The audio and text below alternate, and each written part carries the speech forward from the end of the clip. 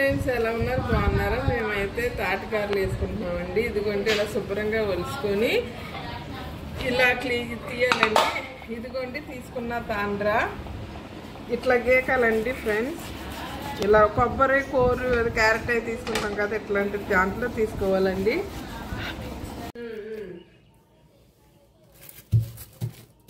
Okay okay. Friends మేమైతే ఇట్లాగా బెల్లము నలిపేసానండి. కొంచెం షుగర్ వేసుకోవాలి ఎందుకంటే స్వీట్గా ఉంటుందని.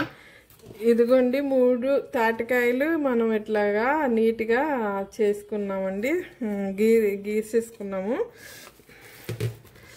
దీనికి కావాల్సినవి చెప్తున్నాను ఫ్రెండ్స్. ఇదిగోండి ఇడ్లీ రవ్వ, ఇది కేజీ ఉంటుంది. అది 2 కాయలు 3 కాయలు కాబట్టి ఇది శుభ్రంగా చేసుకొని కలుపుకోవటమేనండి. దాని ప్రాసెస్ చూపిస్తున్న ఫ్రెండ్స్. ఇట్లా రవ్వ వేసేసుకోవాలండి. పంచదార, కొంచెం టేస్ట్ కోసం ఉప్పు అండి. మనం శుభ్రంగా మెతిపేసుకున్నాం కదండి బెల్లం. ఇది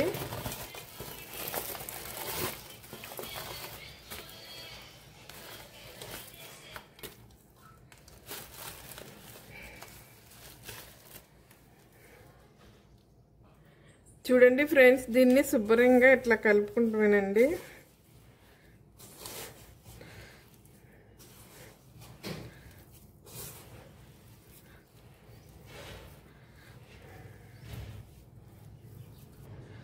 చూడండి ఫ్రెండ్స్, మనమైతే ఇట్లా కలిపేసుకున్నాము. ఇదిగోండి ఇట్లాగా దీన్ని 1 గంట నానబెడితే ఇంకా మొత్తం నానిపోతుందండి. దీన్ని ఆ తర్వాత మనం గారెలు వేసుకొని చూపిద్దాం. 1 గంట నానబెడదామండి ఇట్లాగా. చూడండి ఫ్రెండ్స్, ఎంతో టేస్టీ అయినా ఎంతో ఆర్గానిక్ అయినా తాటి గారెలండి.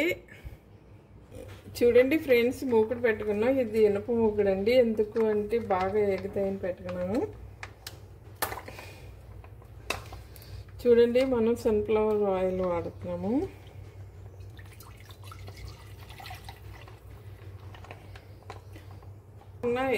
చూడండి ఫ్రెండ్స్, ఇదిగో ఇట్లా నొక్కుకొని ఇదిగో ఇలా బెజ్జం పెట్టుకొని ఇలా వదులుతువేనండి. ఆయిల్ అయితే హీటెక్కింది ఫ్రెండ్స్.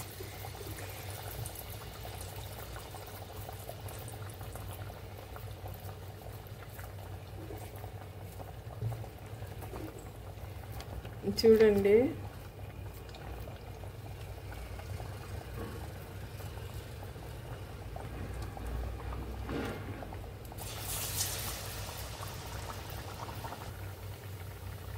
చూడండి ఫ్రెండ్స్, ఇలాగ అవుతాయి గారెలు.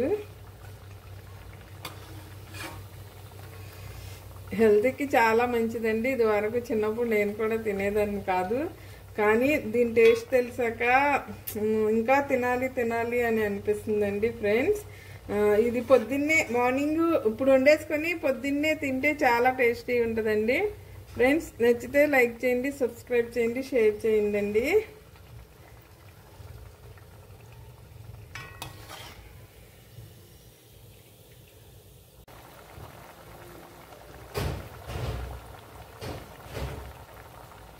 చూడండి ఫ్రెండ్స్, ఎలా ఎరుగుతున్న గారు చూడండి, పొగల కక్కే గారు.